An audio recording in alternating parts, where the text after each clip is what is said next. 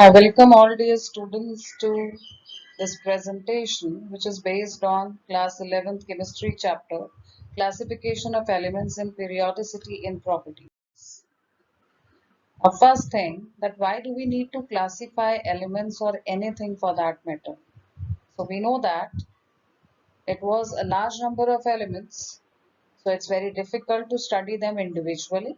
So it's always better when you have such innumerable things, then instead of learning about them individually, if we can find out the similarities and systematically organize them in such a manner that it makes the study easy and systematic. And this goes for everything, that why do we need to classify anything? The same thing applies here also, because there was a large number of elements, so it was better to classify them according to similarities and make the study easy and systematic. Genesis of periodic classification. This is exactly in accordance with the NCERT, so I'm explaining it in this manner. We all know, you have done this earlier also, that how Dabernier, he made earlier attempts to make triads. Triads are groups of three elements. So he made groups of three elements. And what was the basis of making the groups, which he called triads? He noticed that the middle element, like if I take this triad, the element sodium, which is in the middle of lithium and potassium, the atomic weights, if I take average of atomic weight of first and third element, the average would be exactly, or in some cases somewhere near, the atomic weight of the middle element. This is how he classified, and he could make these triads, as you can see here on the screen. If you find out the average of first and third element in every triad, it will come out to be nearly equal to the atomic weight of the element placed in the middle of the triad. But the problem was, it worked. This law of triads, it could work only for a few elements. It could not be applied to all the elements which were present at that time, so it did not work for long. The next attempt, which is less famous, that was made by, less famous in the sense because all the books are not talking about it. You must have heard of Newland octaves, you must have heard of the Bernier triad, and then Mendeleev's. But this attempt by a French geologist is not given in many books. And what did he do? He arranged the then known elements in order of increasing atomic weights and made a cylindrical table like this. He displayed the periodic occurrence of properties, but as I told you, this also did not attract much attention at that time because of various reasons. Then came law of octaves, Newland octaves. And as we all know, it is based on the musical notes, like Sari Gama Pa, musical notes. So he said that if you arrange the elements in the increasing order of their atomic weights, this is the basis, then every eighth element had properties similar to the first element as it is arranged here. You start from anywhere. If I start from, say, lithium, then 1, 2, 3, 4, 5, 6, 7. Fluorine is 7th. So, 8th element. If I start from lithium, sodium would be the 8th element. If I start from carbon, silicon would be the 8th element. So he noticed that every eighth element resembles in its properties to the first element, and that is why he said that it is octave, just like the every eighth note that resembles the first in octaves of music. This seemed to be true only for elements up to calcium. So that was the limitation, that it could not be applied to elements beyond calcium, as you can see here in the table, and that is why it was not used for other elements later. Next attempt was the famous periodic law that we know about, that was by Russian chemist Mendeleev and German chemist Lothar Meyer. They were working independently, both the chemists, in 1869, and they proposed that arranging elements in the increasing order of their atomic weights, similarities appear in physical and chemical properties at regular intervals, and that is what was required. And then Lothar Meyer, he plotted the physical properties such as atomic volume, melting point, and boiling point to study the regularity and boiling point against atomic weight and obtained a periodically repeated pattern. Unlike Newland's, Lothar Meyer observed a change in length of that repeating pattern, and then he developed a table which closely resembles the modern periodic table that we use now.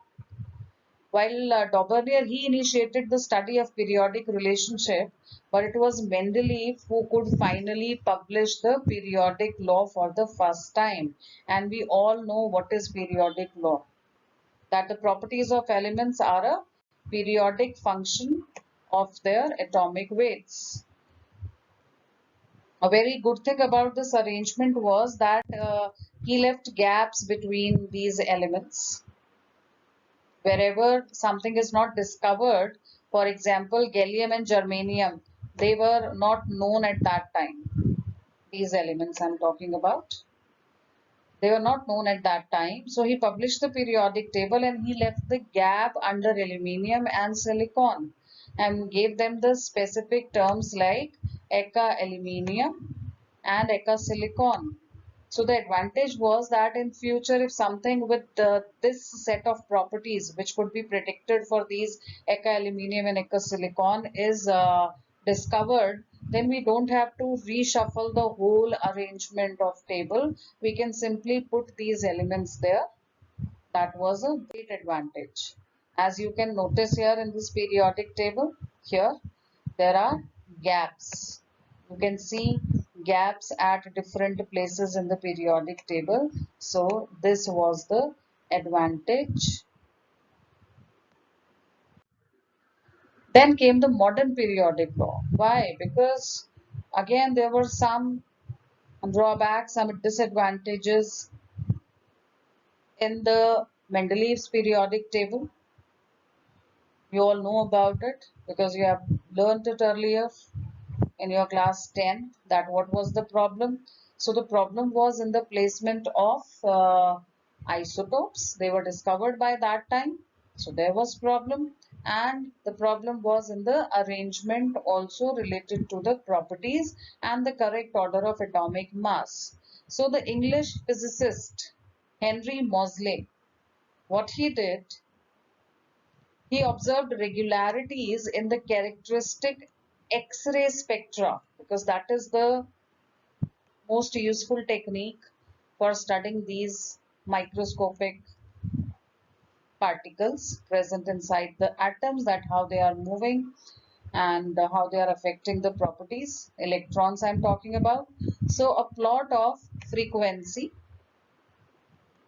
of X-ray emitted and atomic number, a graph between frequency and atomic number Z, we used to represent it, was plotted, and it gave a straight line and not the plot of V versus atomic mass. This could not give a straight line. Straight line means there was a direct relationship between these two things.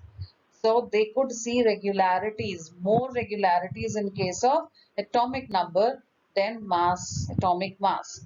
And he showed that atomic number is a more fundamental property than atomic mass. And the problem of isotopes placement and other problems related to the wrong order of atomic mass, all those problems were solved. And Mendeleev's periodic law was therefore accordingly modified, and this is now known as modern periodic law. The only change in the statement is atomic numbers from atomic mass. So we can state it like this: the physical and chemical properties of the elements are periodic functions of their atomic numbers. So the periodic law, it revealed important analogies among the naturally occurring elements which were present at that time. And there was more interest in organic chemistry because of all these studies at that time. Now we know about the long form of periodic table, which has 7 periods and 18 groups. So the horizontal rows, which Mendeleev at that time called series, now we call them periods, and the vertical columns are called groups. This is the modern periodic table. You can see that here are the 7 periods. These horizontal rows are called periods, and these vertical columns, they are called groups. You have the 4 blocks in the periodic table. They have been divided into S block. This is P block, D block, and this is called F block. Why? Because if you write the electronic configuration in terms of sp-d-f orbitals, then the configuration of these two groups is ending at s orbital. Here the configuration from 13 to 18 group is ending at p orbital. For these elements which are in the middle of S and P are together called representative elements also. So this block which is between S and P is called D block because the configuration is ending at D, and they are also termed as transition elements because they are acting as a bridge between S and P block. When you move from S to P, this is acting as a bridge. And if you notice the atomic number here, 57, after that 72 straight away, and you have 89, and after that 104 straight away. So from here the F block has been taken out and put here because of their different properties. Because they have been taken out from transition elements, they are also called inner transition elements. Now this table is for nomenclature of elements with atomic number more than 100. You just have to remember this table, that for 0, nil is used and n is the abbreviation. For 1, un is used and u is the abbreviation. For 7, sept is used, s is the abbreviation. And I'll tell you now how to use them here. If you have atomic number 101, now in this table 3.4, for 1 we use un, and for 0 we use nil. So for 1 I have written un, you can write it. For 0 nil, and then again un, 101, and then IUM in the end, so it becomes un-nil-unium. This is the IUPAC name for those which have atomic number more than 100. Now atomic number 118, that is also discovered, otherwise before that the name was written in this form only. UO, that was written, now it's organism. OG is the symbol, official name is this now. So same way, if something is having atomic number say 118, you will write un for 1 and oct for 8, and then IUM, unoctium, UUO is the symbol. Now electronic configurations of elements and periodic table. You already know about quantum numbers now. So the principal quantum number tells us the main energy level, which we call shell, and each shell has different subshells. The subshells may be sp-df orbitals, and the distribution of electrons into orbitals of an atom is called its electronic configuration. Electronic configurations of elements and the periodic table. How do we write it? In the preceding unit, you have learnt it in the structure of atom chapter. Now we know how to write the electronic configuration, and the principal quantum number defines the main energy level known as shell. And we have also studied about the filling up of orbitals, that s orbital has capacity of maximum 2 electrons, p has 6. So that way we fill the electrons and write down their electronic configuration. Now what is important to note here is that in a period, the value of principal quantum number n for the outermost or valence shell, in a period it will remain the same. Like if you talk about the second period, then outermost shell is a second shell. So the principal quantum number for that is 2. And the number of elements in each period is twice the number of atomic orbitals. This you can remember, and you can apply it also to find out the answer. Like if I ask you that how many elements are there in the second period, suppose. Now you know that second period has how many orbitals? It has only two shells. So the first shell has one orbital, that is 1s, and second shell has s and p orbitals. So atomic orbitals, how many orbitals are there? S and P. In S you have just one orbital, and in P you have three orbitals. So total is 4, and twice of 4 would be 8. So that is why there are 8 elements in the second period. The first period starts with the filling up of the lowest energy level. Lowest level is 1s, and therefore it has two elements, hydrogen and helium. That 1s, it can have only two electrons, or you can say there is only one orbital 1s, so that is why it is twice the number of atomic orbitals, right? Because in one orbital 2 electrons can come. Same way you can apply it to n is equal to 2, n is equal to 3, and so on. The fifth period beginning with rubidium is similar to the fourth period, and it has 4d transition series starting at atomic number 39. This period ends at xenon with the filling up of 5p orbitals. And same way, sixth period has a lanthanoid series. You will learn more about it. There are two series, lanthanoid and actinoid series in F block elements, 4f and 5f. And these two together are called inner transition elements or F block elements.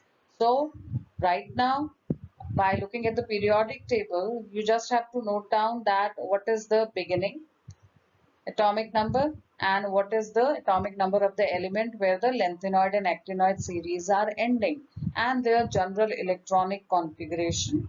And as far as explanation that why 32 elements are there in a particular period, say sixth period, then we can always refer to Aufbau principle, and the diagram that we use to write the increasing order of the energies of orbitals can be used to explain this particular thing. Same way, group-wise electronic configuration.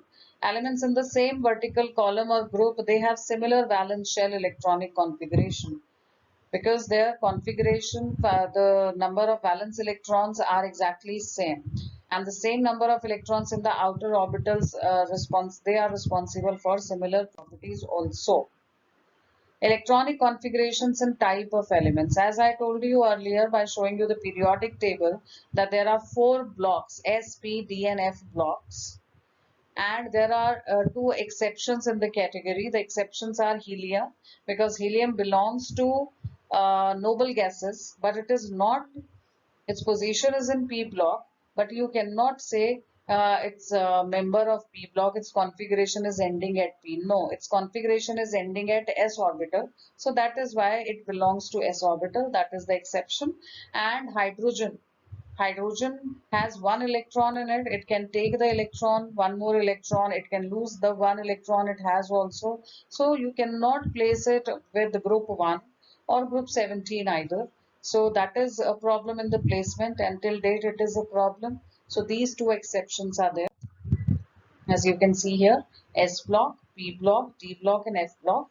Hydrogen will be somewhere here in the middle, detached from all the blocks, or maybe just above the first block but not attached exactly to it.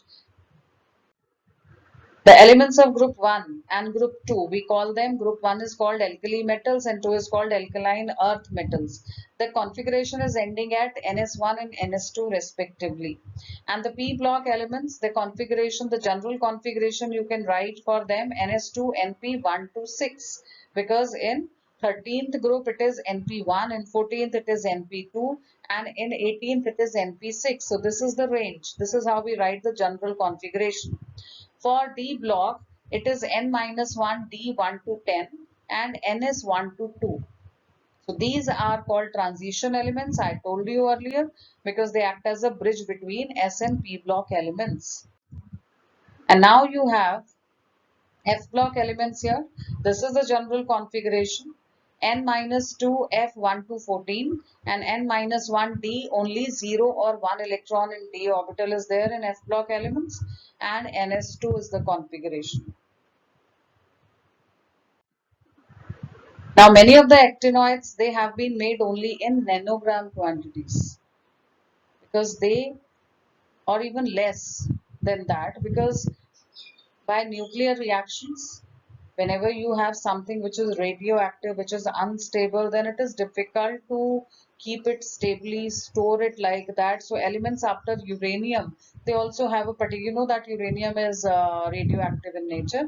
So they have a particular name, trans-uranium elements. Now, this is a question, we have done it earlier, this table, that how will you, where will you place these elements? If something with atomic number 117 and 120 is discovered, then where will you place something with atomic number 120, say? For this, I always recommend that remember the atomic number exactly and the placement of noble gases. If you know that, suppose I talk about 117. If you know that, you can refer to your book right now and see the periodic table, modern periodic table. The last member of the noble gases, the helium group, and seventh period, the last member on the right side corner, lower one of the periodic table, has atomic number 118, ognoson. And now, where will I put this 117? Just one group before 118, and period will be 7 only. Same way 120, for this I have to go to 8th period. That will be, if it is discovered, we have to make 8th period in the periodic table, and it is 2 electrons more than 118, which is a noble gas in 7th period. So I'll keep it in the second group. And from here also, by writing down their configurations, this is the noble gas, you can put the configuration of radon like this in a square bracket, and after that this will be the configuration of 117. So the element with Z120 will be placed in group 2 and will have the electronic configuration this, as I told you about UUO of the sun, that is 118 plus 2 more electrons. Now, considering the atomic number and position in the periodic table, arrange the following elements in increasing order of their metallic character. So, you can simply write down that in the periodic table, hydrogen, helium, lithium, beryllium. Beryllium comes first, it comes in second group, and after beryllium, below beryllium, you have magnesium in group 2. So, I'll put Mg here, you can write this way. And before magnesium, you have sodium in the same period on the left hand side. Then you have silicon and phosphorus, which are left. Sodium, magnesium, aluminium, and after aluminium, I'll leave the space, aluminium is not there. And then you have below carbon, silicon. After silicon, you have phosphorus. So if we know the trend in general, metallic character decreases this way. There is decrease in metallic character from left to right because the size is decreasing, and from top to bottom metallic character increases because the size is increasing. So there is an increase in the metallic character. Now you can arrange them. So out of these, if I move from left to right, then beryllium should be more metallic, top to bottom. These are in the same period. Sodium should be most metallic. So here sodium is the most metallic, and you will move from left to right. You will find phosphorus has non-metallic nature. This is how you can arrange them. Periodic trends and properties of elements. Trends in physical properties. First of all, the radius comes, and radius can be in general atomic radius, which can be specified as covalent radius. For example, in Cl2, if two chlorines are attached to each other, then how do we explain that the two atoms Cl and Cl, and I will make, you can make a proper structure, and then you can say that internuclear distance of two atoms which are bonded by covalent bonds, similar atoms, divided by half. So when you do that, you say that this is called internuclear, half of internuclear distance, and this is termed as radius of one particular atom. We call it covalent radius. Metallic radius, if you talk about metals in a particular solid, say I talk about copper as a solid at room temperature. So the two adjacent copper atoms, whatever is the internuclear distance, half of that here also is termed as metallic radius. And for simplicity, X-ray or other spectroscopic methods are used to find out their radii. So here atomic radius across a period, you can see what is happening to radius across a period. It's decreasing. From here to here it is decreasing, and from top to bottom it is increasing. Why should that happen? Because when you move from top to bottom, the size is increasing, number of shells are increasing. When I move from left to right, the size is decreasing. Why? Because the number of shells remain the same, but number of protons and electrons increase in the atoms when you move from left to right. And effective nuclear charge increases, which holds the electrons very close, and it is the reason why there is this type of variation in the size. Here are the plots of atomic radius and atomic number. Lithium, beryllium, boron, carbon, nitrogen, oxygen, fluorine, they belong to same period, and a period should decrease.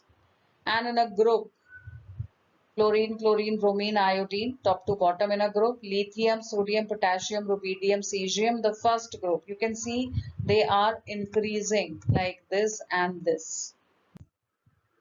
Ionic radii, another term. Ionic radius is obviously related to ions. So here cations are always smaller than their parent atoms. The reason is in cations, suppose I take Na and Na plus. The number of protons will remain the same, but in Na plus number of electrons are lesser. And that is why the effective nuclear charge increases.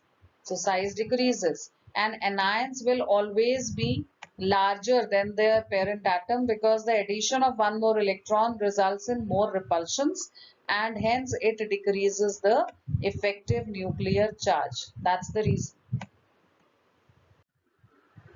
And there is something called isoelectronic species. Those iso means same, and electronic term is related to electrons. So those species, they may be atoms, ions, or molecules like ammonia also. If they have exactly same number of total electrons in them, they are called isoelectronic.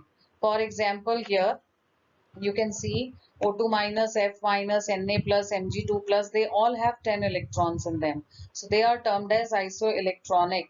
But what about their radius? Will that be same? Their radii would be same or different? Obviously that will be different, because their charges are different, their atomic numbers, the number of protons are different. So depending upon the nuclear charge, like in O2 minus, there will be more electrons and less protons, but in Mg2 plus there will be more protons and less electrons. So effective nuclear charge will be more in Mg2 plus, it will be the smallest here, and O2 minus will be the biggest in size.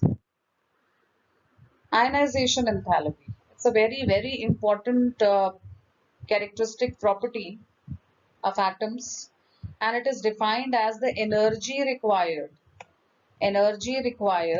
to remove an electron from an isolated gaseous atom in its ground state. These are very important keywords that you must write when you are defining it. So what happens? You have atom in its gaseous state, and then you supply more energy, it will lose an electron and convert to cation. So the energy involved in this process, in this whole process, that is called ionization enthalpy. And ionization enthalpy has the units kilojoules per mole. Now suppose you're talking about an element like magnesium, which after losing one electron becomes Mg plus, but Mg plus is still not stable. So you have to supply more energy to take out the electron. That energy, that is termed as second ionization enthalpy, but that will be more than the first ionization enthalpy. Reason being, now you have to take out electron from a positively charged entity. This ion. And if you have to take out from here the negatively charged entity, obviously the nuclear charge is more because of extra proton here, and you have to supply more energy. That is why the ionization enthalpies keep on increasing from first to second to third. This is the plot. First ionization enthalpies: lithium, sodium, potassium, rubidium, cesium, and from here to here they are explaining how they are changing in a particular period. So it increases from left to right because the size is decreasing, and from top to bottom ionization enthalpy is decreasing because size is increasing, so it is easy to take out the electron. Wherever you find some deviation from the normal trend, it has to do something with the stability of orbitals, stability of the arrangement, electronic configuration, which you have to disturb when you are taking out an electron. For example, for Be, beryllium, the configuration is 1s to 2s2, and for boron it is 1s to 2s to 2p1. So it is difficult to take out an electron from a fully filled 2s, or in case of nitrogen from a half filled 2p3, because half filled and fully filled orbitals have extra stability. So if I am disturbing an extra stable configuration or arrangement, I have to supply more energy for that. Now, there are two factors to understand the trends: the attraction of electrons towards the nucleus, that how closely, how strongly the nucleus is able to bind the electrons, and the repulsion of electrons from each other, because all electrons are negatively charged. So, when a new electron is trying to come in an atom or ion, the other electrons which are already inside it are going to repel it because of similar charge. So, the effective nuclear charge experienced by a valence electron will be less than the actual charge because of shielding or screening of valence electrons. These electrons are continuously moving around the nucleus. So whatever is the expected attraction between outer electrons and the nucleus will not be exactly the same, because there is a shield or screen acting between the outer electrons and the nucleus.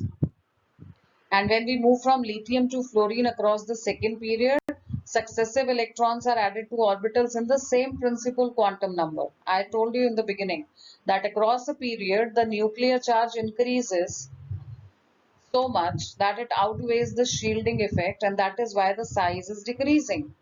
And if we understand this, that why size is decreasing or increasing across a period or group, then we can explain all other properties. So till here, the shielding effect, screening effect, effective nuclear charge, these are very important terms which help you to decide the periodicity and properties, that why it is like that, whatever is the order given. The next property is electron gain enthalpy. In electron gain enthalpy, the atom, gaseous atom, isolated gaseous atom takes up an electron and converts to ion like Cl. Cl will take an electron and convert to chloride ion in the gaseous state. Atoms and ions, everything is present in the maximum energy state, that is gaseous state. So when you move from top to bottom, depending upon the element, the process of adding an electron can be either endothermic or exothermic, as mentioned here.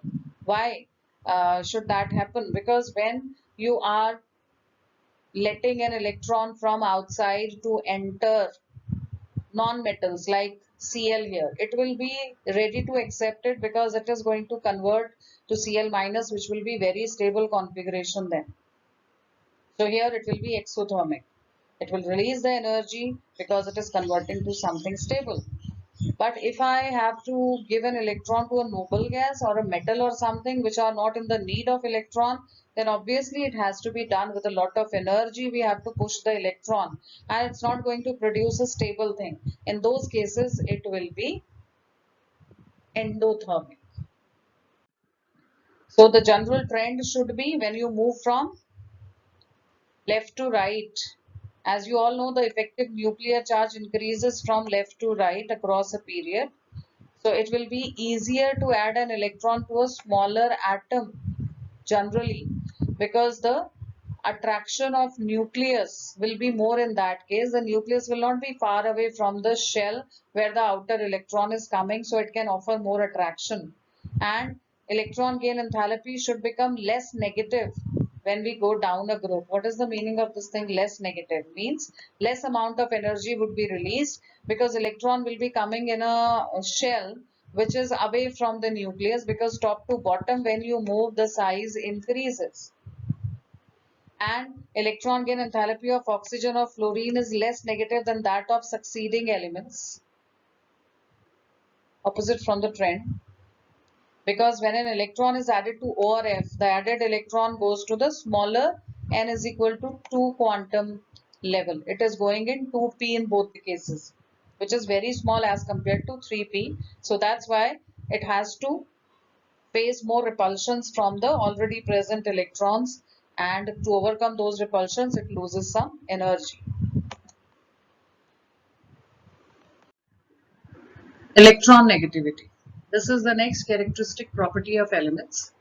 It's basically a qualitative measure of the ability of an atom in a chemical compound to attract the shared pair of electrons. That means in covalent compounds, if you talk about simple compounds like HCl.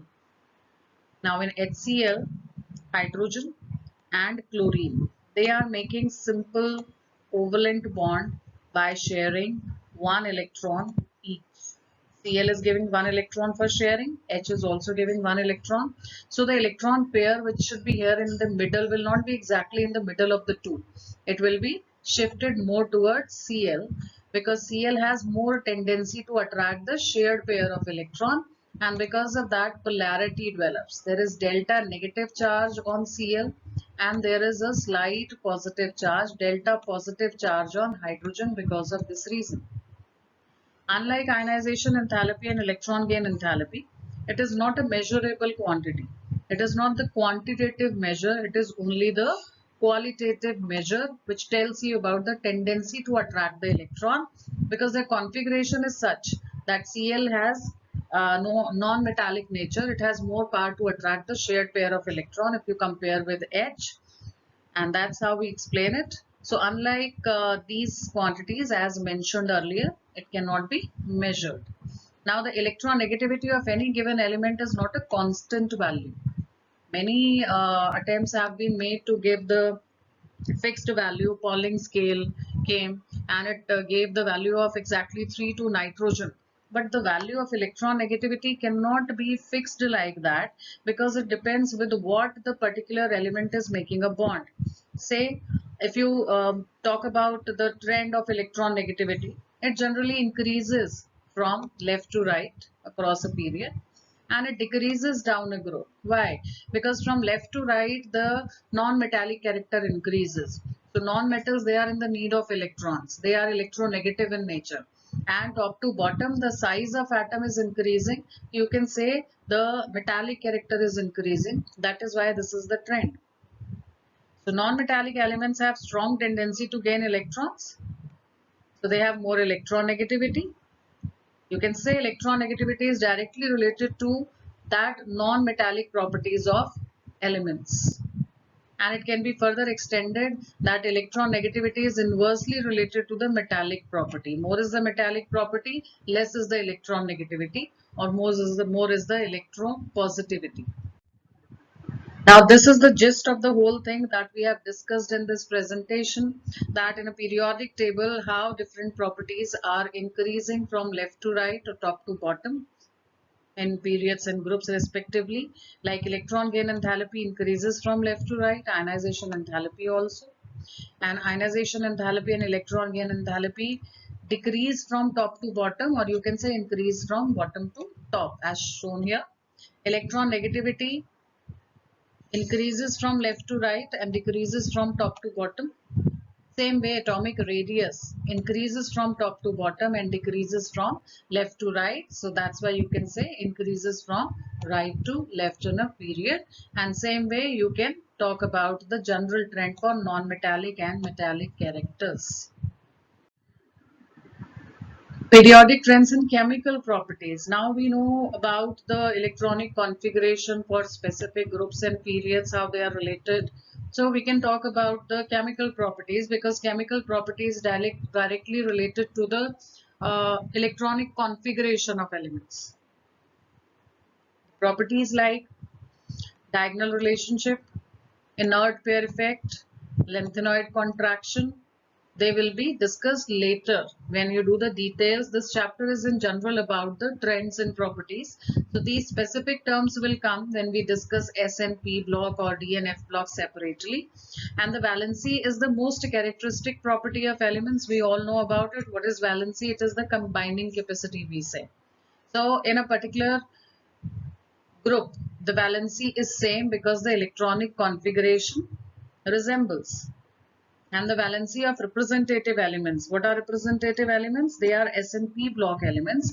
That's equal to the number of electrons in the outermost orbital, or equal to the 8 minus the number of outermost electrons. That is how we calculate the valency. Nowadays, the term oxidation state is being used more frequently in place of valency.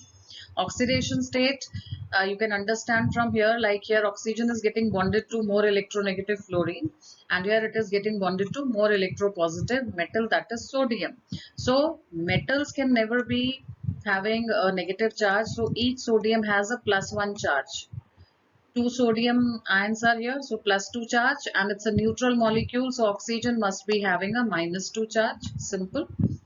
And here in this case, fluorine is the most electronegative element of the whole periodic table. It can never have a positive charge. So it will be -1 for one fluorine and -2 for two fluorines, two fluorides, I should say. And for oxygen, surprisingly, it becomes positive. So here, this is the oxidation state, which is telling you that what is the charge acquired by the atom that you are considering on the basis of electron negative consideration from other atoms. So this is how oxidation state is being used. It will come in more detail in the chapter redox reactions, where you'll be balancing redox reactions. But first step would be to find out the oxidation state of respective elements. Anomalous properties of second period elements. You will notice that second period elements, starting from lithium, beryllium, boron, carbon, nitrogen, oxygen, fluorine, all these, they have anomalous properties. That is the different properties from their respective group members. Like first group is having lithium, sodium, potassium, rubidium, cesium. All are metallic in nature, but you will be surprised to know that lithium can make covalent bonds. That is anomalous behavior. It belongs to alkali metals, but still it is able to make covalent bonds. And beryllium, unlike other alkali metals, lithium and beryllium, unlike other alkaline earth metals, they have covalent character in their compounds. So what is the reason for this? The reason is, in general, the first member of every group has very small size because size increases from top to bottom. They have large charge to radius ratio, and they have very high electron negativity. Apart from that, they have very high ionization enthalpy, difficult to lose electron. They have very high electron gain enthalpy, difficult to gain electron also, and they do not have d orbitals in them, because the second period members, according to the quantum numbers details, if n is equal to 2, then the value of L would be just 0 and 1. That means only S and P orbitals are possible, D is not possible. So when you consider all these factors together, you will observe in the properties that they have some difference in their properties from the other members of the group, but they resemble in properties to the second element of the following group. Like magnesium resembles an aluminium, they resemble lithium and beryllium respectively. Lithium resembles magnesium, and beryllium, in place of magnesium, which is present in its own group, it is resembling aluminium. So this is how they are showing the anomalous behavior, and this resemblance with the second element of the following group is called diagonal relationship. So when we do S and P block chapters, These anomalous properties and diagonal relationship will come in detail. The first member of group has only 4 valence electrons, 2s and 2p. And the second member of the group has 9 valence electrons. If you talk about n is equal to 2 and n is equal to 3 quantum numbers, they are explaining here. As a consequence, the maximum covalency of the first member of each group is 4. Like boron can make BF3 and it can maximum make 4 bonds by taking one more F minus, so it becomes BF4 minus. And the other members of the group, they can make expand the valence shell to accommodate more than 4 pairs of electrons. Like aluminium belongs to same group, it can make 6 bonds. This is the reason that this is just an example that boron is showing anomalous behavior. Why? Because it's not having d orbital in it, whereas the next member has d because it belongs to the higher shell, higher principal quantum number. And the first member of p block elements displays greater ability to form p pi multiple bonds. That p orbitals, they make pi bond sideways overlap, like they can make multiple bonds, double bond, triple bond, as shown here. And to other second period elements, C double bond O, triple bond N also. So these are a few examples which are showing which are giving the evidence that there is anomalous behavior and there is diagonal relationship also. Now, periodic trends in chemical reactivity. All chemical and physical properties are a manifestation of electronic configuration, obviously, and the maximum chemical reactivity is at the extreme left, that is alkali metals, because they lose one electron easily, and at the extreme right, halogens are there, not the noble gases we are talking about, because they have different set of properties. Elements on two extremes of a period easily combine with oxygen to form oxides, and they also have difference in their nature. The metal oxides are basic in nature, non-metal oxides are acidic in nature, and there are amphoteric and neutral also. Amphoteric means which can show both behavior, acidic as well as basic. These are the examples: arsenic oxide and aluminium oxide. And the CO and NO and N2O, laughing gas, N2O, they are the examples of neutral oxides. And as I told you, the Cl2O7, which is an example of non-metal oxide, it is acidic in nature. So just by combining with the same element oxygen, different type of elements, they are producing basic, acidic, neutral as well as amphoteric oxides. So that is all about the general properties of elements in the periodic table from this chapter. And as I told you, the details will come in the specific chapters S and P. In class 11th, we have S block elements as a chapter, and we have P block, not the complete, only 2 groups from there, and the remaining D and F and remaining part of P block will be in class 12th.